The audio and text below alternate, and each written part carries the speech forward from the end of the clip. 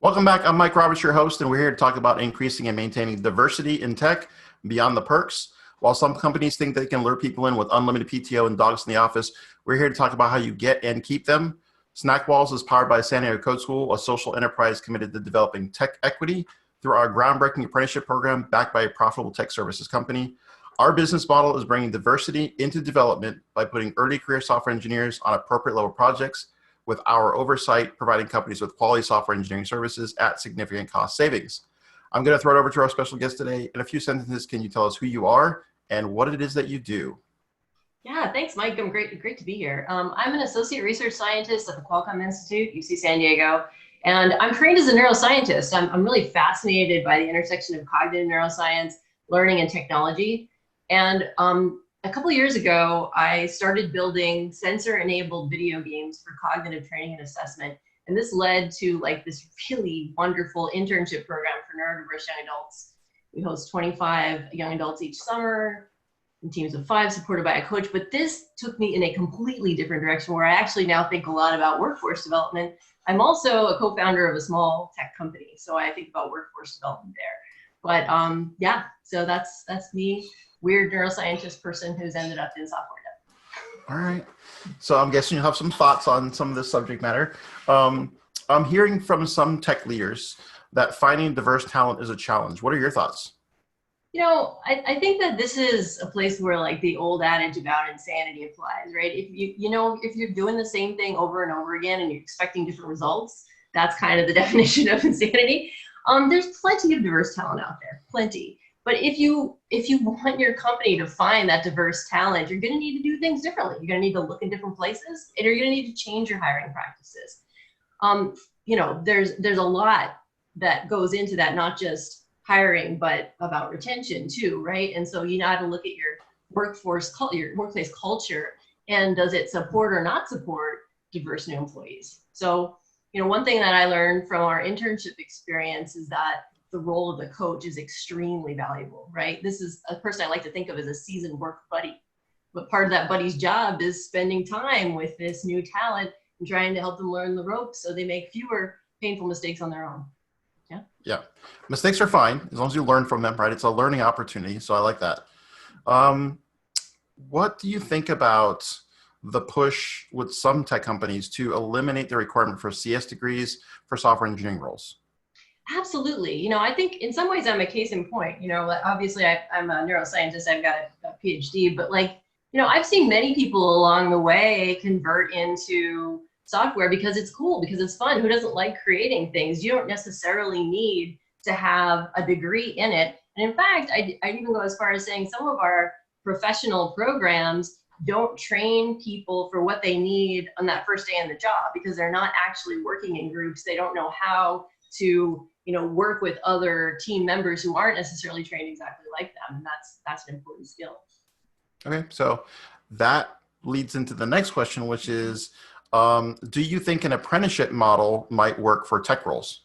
Oh, absolutely. I'd love to have an apprenticeship model where I am, but due to some structural restrictions on what I can get funded right now and what I can do at a major public university, given all the hiring requirements and what have you, I can't at the moment, but I think that this is definitely the future. And I'm so glad that you've taken that step for San Diego and for our state. I think it's a great way to get that diverse talent into tech and giving people, I like to talk about it as an on-ramp, whether you're a mom coming back from like many years out as the head of the Lego engineering group, right? I had somebody on a resume about that. It's like, way to go. Or you're really just trying to get that first job. We all need these on-ramps to help us sort of figure out the rules of the road. And that's the kind of thing that I think apprenticeship provides, so that very crucial first job is in there, and then people can really launch after that. Yeah. Absolutely. So they get the training wheels, right? And then they're able to, really accelerate once they're able to kind of get their balance and, get situated. I like that like on-ramp mentality of, I used to teach driving at one point, and that was part we always tried to do at the very beginning, because we knew if they could do it with us, then they would be fine when we gave them off to the parents to do the rest of the hours.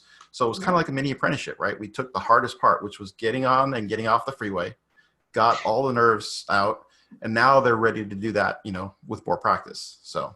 Do you still do that? Because I got a teenager. No, I'm no longer a crazy person. I got super stressed out and I was like, I'm not doing this anymore. So then I just did the classroom portion, but then eventually I was just like, I got to do something else too. I couldn't do teenagers all day, even on the weekends. I can't imagine why.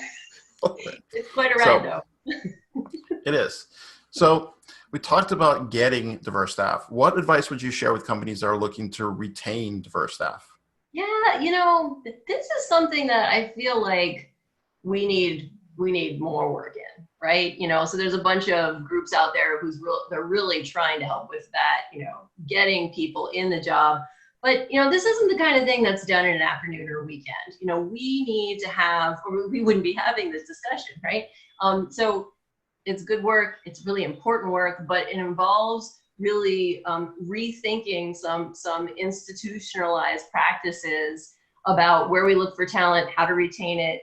And, we're going to need to change some workplace cultures, some mindset in order to really actively cultivate retention, right? We need to be looking at meeting people where they are and looking at a path, how do we develop them over a long time?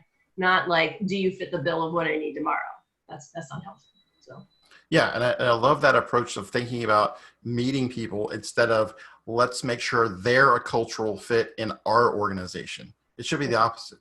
How can we make adjustments to accommodate, like, these are great, talented individuals and they will make us excel and get better as a business. So, like, what adjustments do we need to make? How do we get better? And I 100% embrace the idea of, like, just put some more work in. Like, I think everybody can just put some more work in this area and get better. So I like it. So who is somebody like yourself that you would like to acknowledge as a leader in things and you think might be a good guest for a podcast like this? So I have two suggestions. Sorry, but my work at the Qualcomm Institute affords me the opportunity to do some really cool interdisciplinary research, and I get to lead this. We call it the Experiential Learning Academy right now because it's new. But this kind of internship program for students that's a 2-quarter opportunity. And through that, I've had the opportunity to work with Natasha Balak, who's a machine learning expert. And I've seen how she works with different groups of students, and she's a roll up your sleeve kind of gal, just super practical. Like, this is a woman who has years of experience as a machine learning data science expert. I haven't seen a problem yet that she doesn't go, ooh, cool, and like try to figure that out. But like, when she's working with young people who want to learn about data science, she's just all in. And so what really excites me about her and her work is that she sees it as a lens for social change and working on some projects and problems, working with smart city data, working with like contraception in India. We had these really fascinating projects that really, appealed to the heart of the students, but they were learning some serious skills and they enjoyed it. So that was great. And she also has her own company. So she does multiple things. We university folk can be weird. The other person I've met just recently, but Bahija Humphrey is the CEO of the San Diego Data Science Alliance. And again, it might seem like I have a crush on data science at the moment, but again, I really like connecting with her on multiple levels. She really sees how she can leverage the Alliance's resources for underserved parts of San Diego. She's also creating some free learning opportunities so that it's easier for anybody who's interested to take the first steps to learn some of the tools of the trade in data science. And so I'm excited to know both of these women and see what the cool things that they're trying to do to use tech for good in San Diego. Yeah, and I think that's the most important piece is tech for good. Because I don't know, I feel like every time I hear a story about like a super racist automated Twitter bot, or the way that they have a hard time maybe identifying people of color when they use like, what is it called? Computer vision, right? And computer vision has a difficult time sometimes.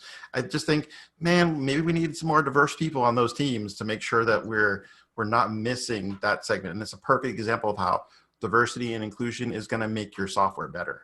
So absolutely. That's what I think. So I think it's very important to be talking about it and to be in the room when data science and machine learning is being talked about, because the consequences could be devastating to communities if they're, we're not cognizant of the impact it could have down the road. Even in our educational institutions, looking at the data, we see that, students who come from, under-resourced backgrounds, or the ones who are coming from community colleges, who aren't necessarily under-resourced backgrounds, but like, they just have a much harder time getting through because the system's just not set up for them, right? And the data are right there, and to see it and realize, like, we've got a big old problem here. I like the fact that we can use these tools to highlight problems and demand change, right? Like, here it is. Yep, You can argue there's with numbers, that? black and white.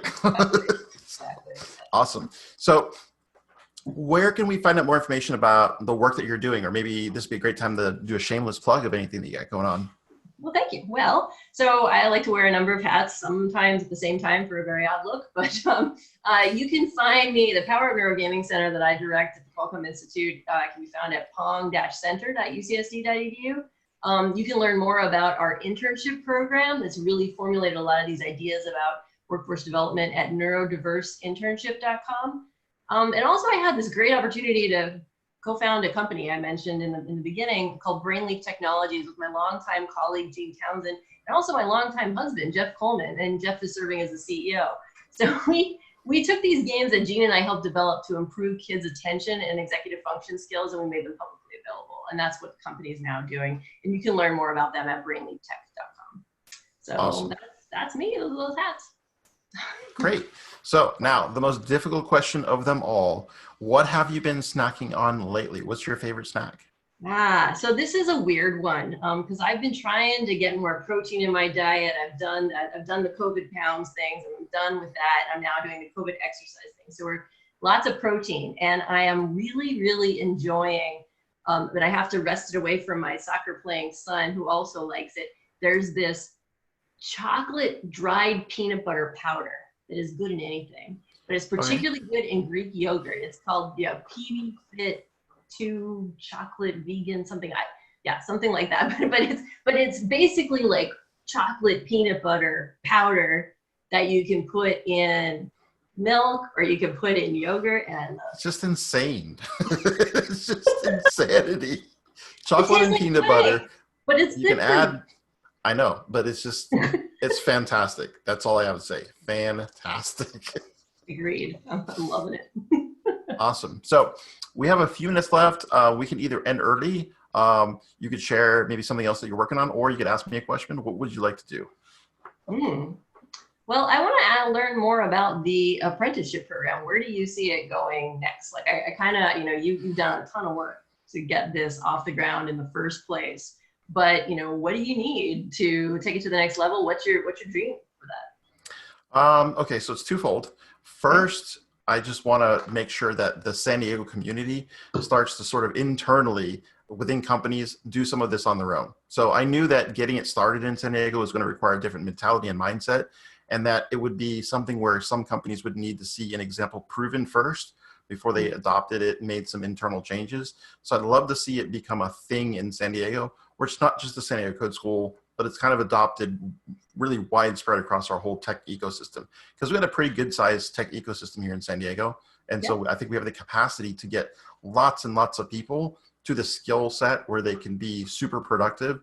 And I really feel like these are the future of work type jobs. So that's the first. Round one, San Diego. Then round two is to create and really fill out this playbook to be able to hand this off to other cities and say, LA, Detroit, and even smaller communities like Des Moines, that you can create these alternative pathways within your community for people that are not on the traditional either four-year plan or really have any university goals in mind. However, I don't think it's exclusive. I think folks can start with this and then they can transition and get a degree. It'd be great seeing more companies, especially the big ones, right? The FANG companies, the Facebooks, the Apples, the Googles, really embracing this and having people come into the organization and then maybe using degree completion to get a CS degree when it makes sense for some of those candidates. Now, some candidates are going to go the college route, get the college experience. That's awesome. But for those that aren't, we really want to create bridges and opportunities for them to get into those kinds of organizations. That would make me, nothing would make me happier than to see everybody else just like taking my book and this becoming the national standard for how we kind of shift, post-secondary education. That sounds fantastic. And I don't know if you know this about me, but I'm a girl from the sticks. I'm from rural Pennsylvania. And it's not a place where there's like much going on job wise, right? It's just gotten thinner and thinner and thinner. And there have been some not so great programs that, pay for or pay little, but like they take you out of your normal work. They require a lot of your time, but then there's no Right. jobs on the backside of it. I mean, that's not building trust. It doesn't help people in the long run. So a kind of program that actually from day one promises a job and a paycheck is exactly what's needed in places like that where, these are hardworking people. They want to work. There just isn't really the opportunity. And frankly, I think the resources are there. From my experience, what I've seen is a lot of the money that companies invest in making sure people are well trained and developed goes into recruiting, goes into, sending folks out to the college programs to see like who are the brightest, most talented individuals, right? Or they'll spend some portion of their money on churn, where there's a lot of turnover and they're acquiring talent and then they end up leaving. And so the money is there. There's a pool of money. And so the question is, how can we shift the spend that companies are already making and put it in a more efficient route, right? So that we can take more folks that we know will be successful in these career paths and get them in with a little bit less friction. And to your point, the opportunity now exists for people to get paid to learn versus just kind of shifting around the finance portion, right? Which is just one piece, right? Getting employers to pay a fair share, I think, is perfectly legitimate. And in many cases, employers are paying hundreds of thousands of dollars for senior software engineers. So if they pay just a few $1,000s less, then they can reinvest that money in, creating a bench, right, of talent. There's somewhat of a philosophy that like, we'll just keep hiring senior engineers, right? And we'll just keep making them somehow, some way. But the reality is it's getting tighter, right? And the number of senior resources we have available is not meeting the demand for these jobs, especially as we transition, moving forward. So. No, I guess, I spend so much of my life in the ivory tower that I don't know this, but what I see, right, from the limited experience that I've had is that when you give a person a shot, particularly a person who didn't think that they had that shot, they are ridiculously loyal and like will bend over backwards to make sure that Absolutely. your efforts succeed. And like, this seems to make sense. And why wouldn't you invest in those people? Okay. Because they're driving forward. So the answer to that question is the same answer that why I spoke to someone at Northeastern. And so big shout out to Northeastern and Drexel, two schools that have these fantastic cooperative education models. And I always ask, I was like, why isn't everyone doing this? And the genuine truth is because it's hard. Because it's hard to take and work at the speed of, industry.